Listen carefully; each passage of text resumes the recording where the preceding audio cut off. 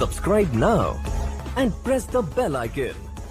के अंदर चूंकि इनके पिताजी अंग्रेजी सरकार में सूबेदार थे, अंग्रेजी फौज में सूबेदार थे। अंग्रेजों ने बगैर जात पात के नौकरियां दी, उन्होंने कुछ भी किया हो, देश को लूटा हो, कुछ भी किया हो, लेकिन उन्होंने नौकरियां बगैर जात पात के दी।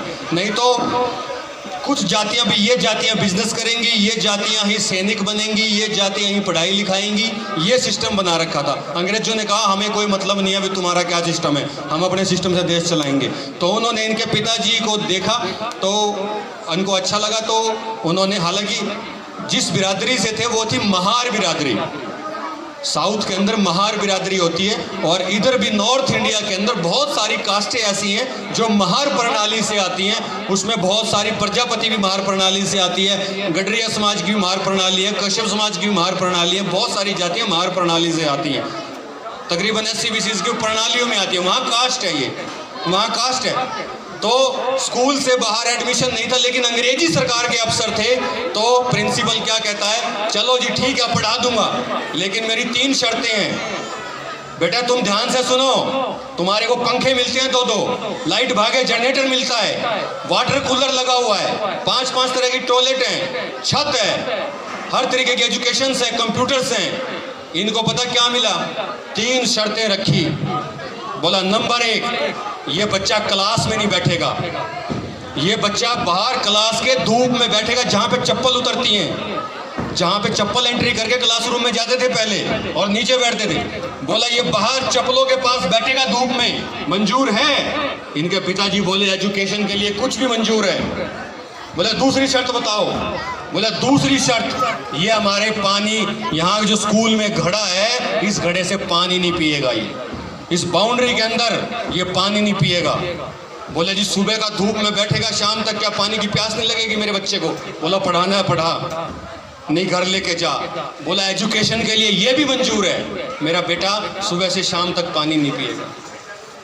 तीसरी शर्त, बोला ये इस ग्राउंड में खाना भी नहीं खाएगा सुबह से शाम तक, क्योंकि इसके मुंह से अगर 2-4 दाने नीचे गिर गए और उन दानों पे हमारे बच्चों के पांव पड़ गए अपर कास्ट के, तो वो उनका धर्म भ्रष्ट हो जाएगा, ये खाना भी नहीं खाएगा। उसके बाप के आंखों में आंसू आ गए सतपाल जी के। बोला ये क्या कर रहे हो? बोला आप टीचर हो क्या?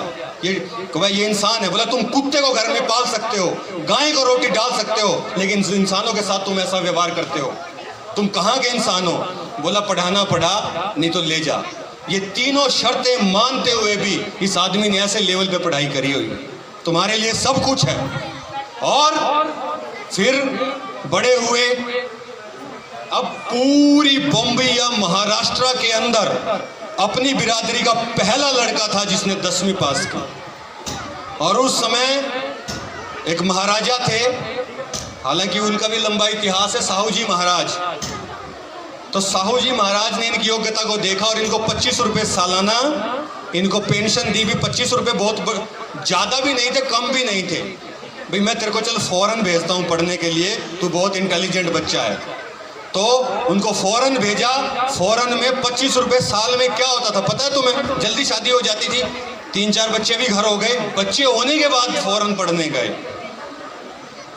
पूरे 24 घंटे के अंदर किताबें खरीदने के पैसे नहीं थे। सुबह जाते लाइब्रेरी, शाम तक लाइब्रेरी में जब सारे चले जाते थे, लाइब्रेरी का टाइम खत्म हो जाता था, तब तक पढ़ते थे, नोट्स बनाते थे, किताब खरीदने के पैसे नहीं थे। 24 घंटे में 1 पाव यानी कि 1 डबल रोटी और पानी पीकर पढ़ाई करिए 3 साल। इतने पैसे नहीं थे कि रोटी भी खा सकें, उस लेवल पे पढ़ाई करिए, इसलिए इसे महामानव कहा जाता है।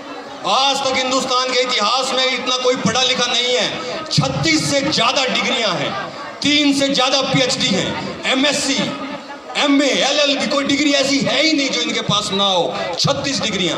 एक BA की डिग्री लेके आदमी ये सोचता है कि मैंने पता नहीं कितना बड़ा तीर मार लिया। 10वीं करके सोचता मैंने पता नहीं क्या तीर मार लिया। 36 डिग्रियां मायने रखती हैं। इतना पढ़ा लिखा कोई है ही नहीं, फिर भी लोग इनको आज गाली दे देते हैं, है क्या है ये तो फलाना है, तो इसने तो ये कर दिया वो कर दिया। इनको कोसने के लिए पहले इनके लेवल के बनना चाहिए, इनके उस लेवल पे जाना चाहिए, नहीं जा पाएंगे। ऐसा आदमी 2-2.5 हजार साल में एक बार पैदा होता है। फिर इन्होंने वहाँ से एजुकेशन की, वापस आया, आगे देखा कि मेरे समाज का बुरा हाल है।